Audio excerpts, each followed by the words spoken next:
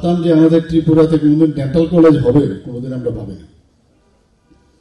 এখানে বিশেষ করে যখন ইভেন নর্থ ইস্টার্ন জোনেও ডেন্টাল কলেজ ছিল না, একটাও।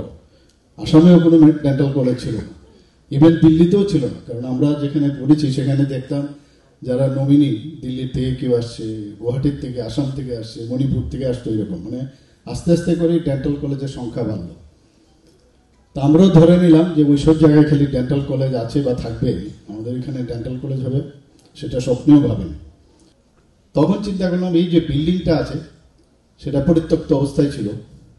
উইদিন 9 মান্থস চিন্তা করলাম না এটাকেই আমরা টার্গেট করি ইমিডিয়েটলি। আর মানে চেষ্টা করলে আর ইন ওয়ান গো যদি চেষ্টা করা যায় সেটা হবে।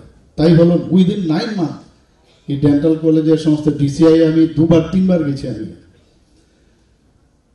হেলথ মিনিস্টার, তৎকালীন সময় ইউনিয়ন হেলথ মিনিস্টার, আমার সাথে খুব ভালো রিলেশন ছিল। ওনাকে আমি বললাম, বলে আপ जो बोलिएगा वही करेंगे, उसमें कोई दो राय नहीं। তো হয়ে গেল উইদিন 9 মান্থস ডেন্টাল কাউন্সিলের সেখানে ইন্সপেকশনও করালাম, সব কিছু করে ডেন্টাল কলেজ শুরু হয়।